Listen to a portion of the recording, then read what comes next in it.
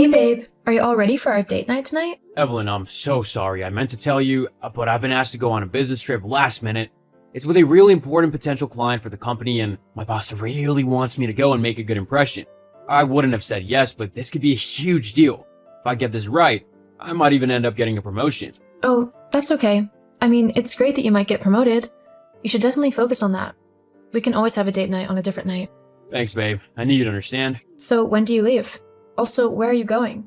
Is this like a really long business trip overseas or something nearby? I actually need to leave within the next couple of hours. Yeah, I need to come and get my bag packed with all the essentials. It's not overseas, but it's a bit of a drive away. It's at a golf resort, which is going to be incredibly boring. You know I hate golf, but if it's what needs to be done to get this client, then so be it. Just try not to let go of your club when you swing it this time. Although I'm still impressed by how far it went. It might have been a new record. I was hoping you'd forgotten about that incident. Never, lol. Anyway, don't worry about your bag. I'll pack it for you. Maybe we can have a quick lunch together or something before you go then? Yeah, that would be nice. Thanks, babe. I'll see you soon. I love you. Same. Hey, Evelyn, are you awake? Carter? It's almost midnight. What's wrong? I've, been in a little bit of an accident. Accident? What kind of accident? Are you okay?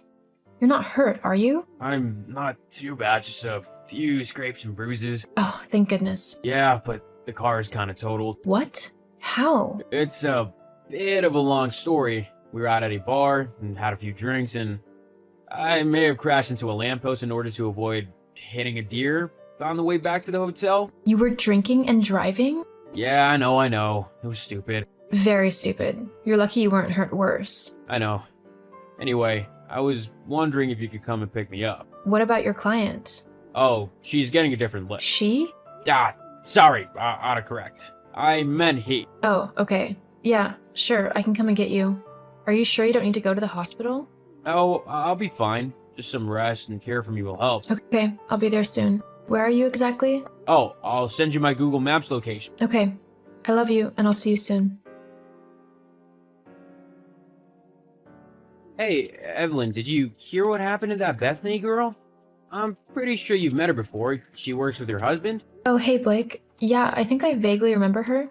What happened? Well, apparently she got into a really bad car crash. Wait, what? Yeah, apparently the guy she was with swerved to avoid hitting a deer and they crashed into a lamppost. Are you sure? Yeah, pretty sure. Scott just told me she'd called him in hysterics, asking for a lift back home. Where was she when it happened? Apparently she was on some weekend getaway with some guy she's been seeing, and they'd gone to a really fancy new spa resort a couple hours away. Obviously they'd gone out for a meal or something and drank a bit too much, and the guy crashed. The car's total. How long has Bethany been seeing this guy? I'm not sure. She might have mentioned something last time Scott and I saw her. Maybe around 6 months or so? How come? Because I think the guy she's seeing is my husband. What? I just received a call from him asking me to pick him up because he's been in a car accident. He avoided a deer. God, I'm so sorry, Eve. Is there anything I can do? It's not your fault. I'll be okay. Well, I will be after I've dealt with the cheating jerk. I'm here for you, girl. If you need a shoulder to cry on or shoulders, you're more than welcome to come to mine. Tell Scott and I make good listeners. Thank you, Blake. You're a true friend. Cart, you there? Evie, are you on your way? It's kind of cold out here and there's not really anywhere around to go and sit and get warm. I was just about to set off. Although before I do, I just wanted to ask you something. Yeah, sure. Anything. You know Bethany? My coworker? Yeah. Well, I just heard the strangest thing about her. Oh. What's that then? Apparently, she just called up Scott in hysterics and asked him for a lift home. But the funny thing is that she was so upset because she'd just been in a car crash. Oh, wow, that is a coincidence. Yeah, the guy who was driving apparently swerved to avoid a deer, just like you did. Evie. Don't Evie me. How could you do this to me? I thought you loved me. We're married, for God's sake. Look, just calm down. I can explain. You can explain how long you've been cheating on me for. Evelyn, I don't think we should get into this over text right now. Just come and pick me up and we can talk later. We can talk now. How long has it been going on?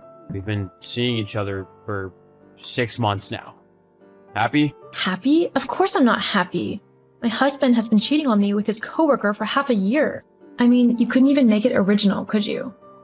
It couldn't have been some high-flying, enigmatic woman. It just had to be your boring coworker. Seriously? You're upset because she's my coworker? No, I'm upset because my husband is a cheating liar. Well, I mean, you can't really have expected this not to happen. What do you mean?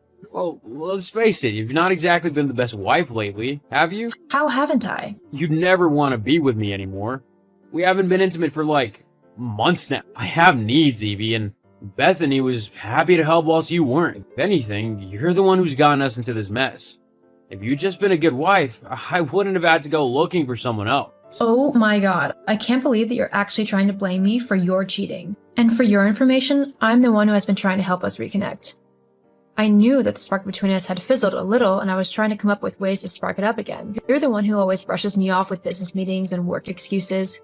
Now I know what was actually going on. Whatever, Evelyn.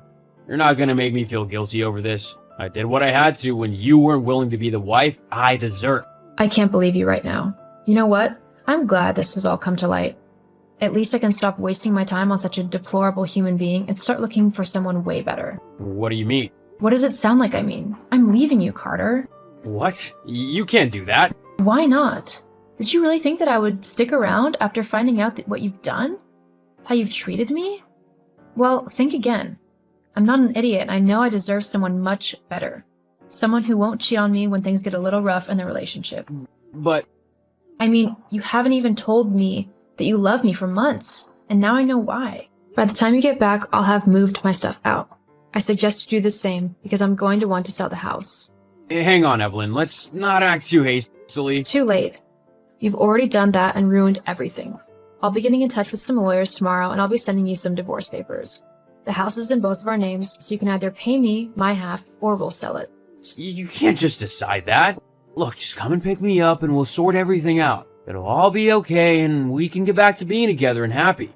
We can start again and just focus on each other, okay? I promise. Just like you promised to be faithful to me in your wedding vows? Look, there's nothing to fix here, Carter. You've made sure of that. Oh, and if you think that I'm coming to pick you up now, you're sadly mistaken. You can't just leave me out here. You can call for a cab. Or a walk might give you time to think about everything you've done. But I'm not about to come running to save the man who just broke my heart. Sorry, Carter, but you're on your own from now on. Goodbye. Evie, wait, I'm sorry. True to my word, I let Carter make his own way home. But by the time he got back to the house, I had already moved some of my stuff out and was back at my parents' home. It was tough going for a while. I was saddened by what had happened. I had truly loved him. However, after a little bit of time, I was able to start moving on with my life. I began to go on some dates, and I'm currently in a semi-serious relationship with a really great guy. As for Carter, he tried to get me back, but I simply couldn't trust him anymore and told him no. Bethany also left him after she found a new and richer man to cling to. Carter, left with no one but himself, ended up quitting his job and moving. I hope that one day he finds someone whom he loves enough to be faithful to. Whilst he might have broken my heart, he was still my husband, and I want him to be as happy as I am now with my new partner.